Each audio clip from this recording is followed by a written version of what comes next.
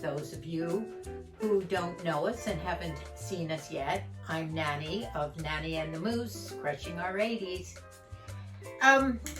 Seems as though I've been doing a lot of cooking videos this week, but Easter and Passover are the times when we do a lot of this. One last dish that I'm going to do has been our Easter Sunday morning family brunch. We all get together after Mass and we make this egg souffle. We have done this, I'll bet, for 25 or 30 years. And sometimes it's made in different variations. Sometimes some of the kids will put the green chilies in. They have a little spicier taste, perhaps. We usually do it, I usually make one or two.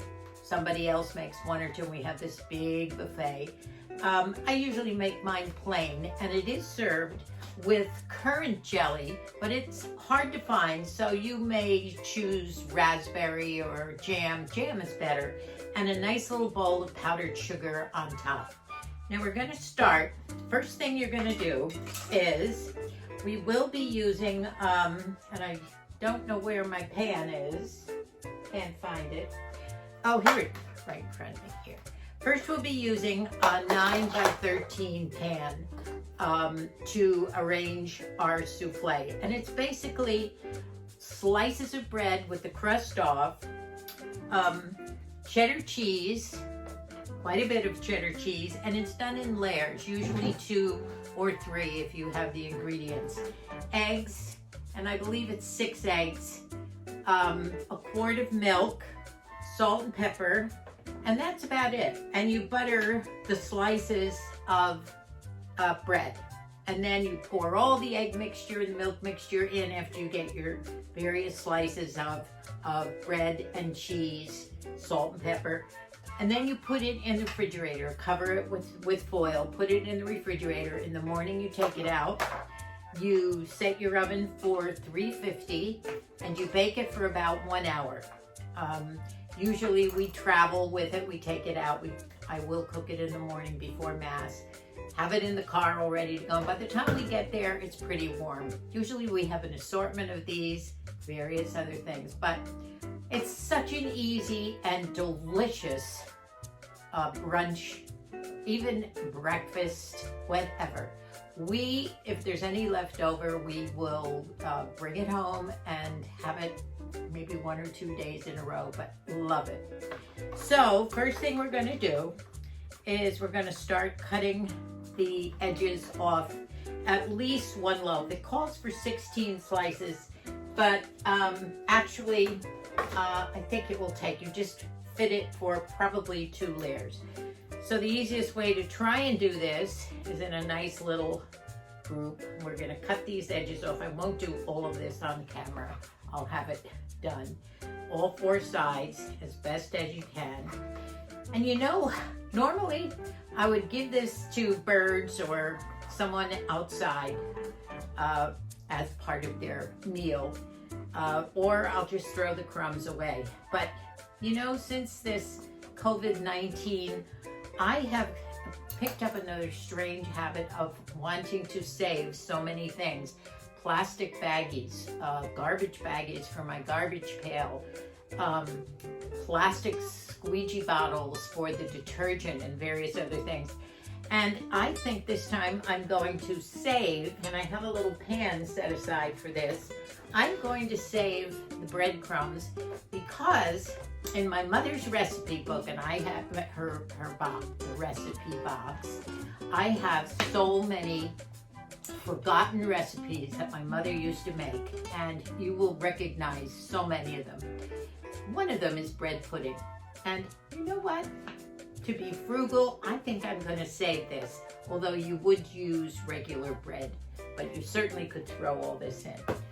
So here we go with these.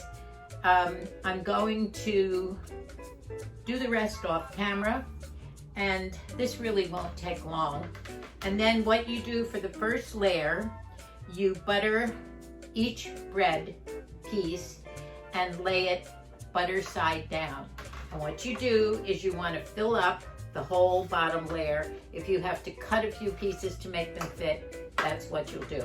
So I'll get the bread finished and shut the camera off, and then I'll be back.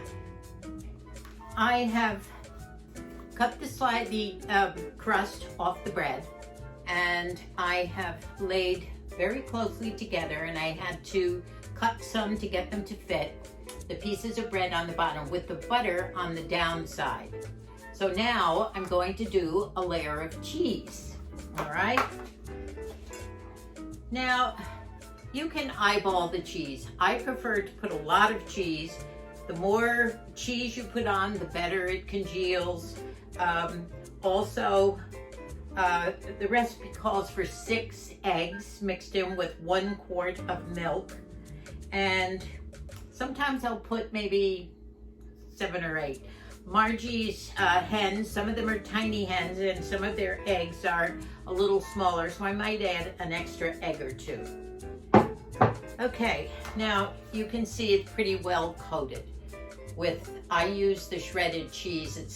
You could use the slices of cheese, but I think you get more cheese this way.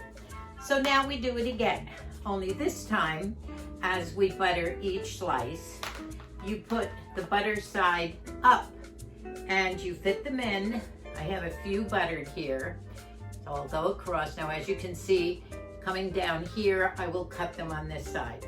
So I'll finish up that, and then we'll do the next layer of cheese. I have started to mix a few eggs in, and I'll finish the eggs. Here's Margie's, I have a habit of dropping things, so I'll be very careful. Here's Margie's beautiful colored eggs. We have green and brown and some white. She has 11 hens and a rooster. And one of these days we're going to do a video on Margie's chicken coop. It's so cute. She's made so many signs. But we have Margie's eggs. Wish we had a cow for the milk, but that's okay. Okay, so we'll race through the rest of this, get the rest of the buttered side up, bread on, the rest of the cheese, then we'll mix the eggs. This is such an easy recipe. And by the way, just plain white bread will work. You can use wheat if you want to. So we're set to go. We have the buttered side up, layered very closely. Now we put more cheese on as well. And as I say, be nice and liberal with the cheese. Try and get in the corners. You know, the good part about this is you can make it the night before an event. And if you have to go somewhere and bring it, you just pop it in the oven for an hour in the morning before you go. It does need to sit in the refrigerator overnight. But when you go to bed at night, you feel so good because there's so many other things to do Easter morning before church. And I remember when the kids would come down and the Easter bunny would come and all those wonderful years. So there we are. I used up almost all of my cheese. Now, that's what it looks like. Now we have 2 layers, and I think that will be it. Now we'll finish up with the rest of the eggs. I think I put 2 in. Now a green one. Okay, I think that's 3, 4. And you just whisk it really well. 5 and 6. Actually, I think I put an extra one in there. Okay, I'm gonna bring it up here. I have to tell Marge we're almost out of her chicken's eggs. The girls have to get busy. Actually, she's supplying a lot of the other family members too. So we whisk and we whisk until all the eggs are well beaten in the milk. And then all you do is pour it in, and the liquid should see it as it's coming up to the top. And what you want to make sure is that you saturate all the pieces of bread. I think that's good. Okay, look how much, by the way, look how much bread I saved for our bread pudding. That's amazing, really. I'll probably just add some slices of chunky bread. So here we go. We're gonna pour this in. Make sure you get in the corners. And as I say, it has to saturate. It will sink down as each piece of bread in there gets saturated. So easy. Now you serve this with breakfast sausages or chunky apple or chicken sausages, or bacon, whichever you want. And then of course we have our hot cross buns that normally we would eat. Okay, we used it all. We're doing well. We used all the cheese. Now you're gonna take your salt and pepper. Love my lemon pepper. And you're gonna liberally put it on the top, okay? And pepper, which I love. We don't usually, over the years, we haven't used a lot of salt because we've used substitute salt for so many years, because both Bill and I, for years, have taken our high blood pressure medication. So, salt is good for you, but can also be bad, right? Okay. So, there we go. Look at that. Ready to put in the oven. We'll cover it with tin foil, and you have your souffle ready to go in the morning. My mother's recipe box. We're going to do a lot of these recipes. I have several of them, and I tell you, these recipes go back to the 20s when my mother had a bridge club, the Merry 12, and I love it because a lot of her recipes are written in her own handwriting. A couple of them she put in shorthand. She was a great shorthand person. And in fact, I have some diaries of hers too, and a lot is in shorthand. Why, I don't know, but I don't know shorthand. Anyway, I'll wrap this up, put it in the oven, and I have one from last year that I'm going to show you because I want to put this video up tonight. I'll show you the finished product from last year. I'm sending a portion of this home with Matthew. He's been so good to us. So have all the kids. They've been wonderful during this coronavirus to us, doing our shopping. Today I got some beautiful flowers from him. And I think I'll bring some down to his family. Some of the kids they're not wild about the egg souffle. So it'll be enough at least for Matt and Lauren, who made us a beautiful vegetable soup today, which we ate and was out of this world. It was almost like a stew. It was so good. 14 years old. I think that's great, getting a good start. So that's it. I want to show you my flowers from Matthew, and I hope that you'll consider subscribing. We've been doing this now for 4 months, and I'd love to hear from some of you. Make some comments so that we can relate to each other. I really haven't had many comments, and I'm wondering, am I not relatable or what? Please give us thumbs up and let us know what types of our videos that you like. I know I love the ones, and a lot of people do, with my Moosey next to me here, but he decided to sit this one out. So have a wonderfully happy Easter in your own way. I hope that you figured out how to do some Zoom connections, FaceTime, air hugs, drive-bys with your family or your friends.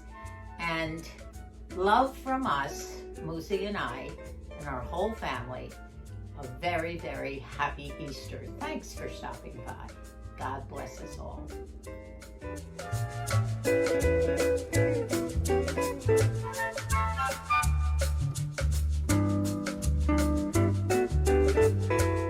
See my pretty flowers from Matthew? Aren't they beautiful? Since we all will be celebrating in isolation this year because of the coronavirus, I thought I'd include some nostalgic times from other Easters where we have celebrated with friends. Now here we having our egg souffle with family and all the children after the Easter egg hunts, counting their pennies in the eggs and chatting about where they found them. Mothers and daughters, everybody together having fun. Here's Shannon with the golden egg. What fun. At any rate, I did want to include some of the nostalgic years going way, way back. This is our oldest son and daughter, Bill and Mary Eileen. We call her Dub. And that's her first Easter hat. Here I am with all my first 4 babies, and it goes on and on. I'm enjoying this as much as my husband is, and I hope all our children will. So bear with us as we go through these. Look at that. That's Dub and Bill in their first Easter. And here's Mikey and Colleen, our last 2 of 6. Oh, the days when we used to celebrate on the lawn outside with the lace tablecloth, and I would make everyone dress up in hats and dresses. That was fun. And little Lauren is now 14 with the Easter Bunny. We had wonderful Easters at our home up in Big Bear Lake for many years, and oh gosh, decorating Easter eggs and very nostalgic. Just love it, especially that last Easter up in Big Bear where we had to do our own Easter Mass at home because we were snowed in. Thank you for listening and bearing with us in my nostalgia. God bless everyone. Happy Easter.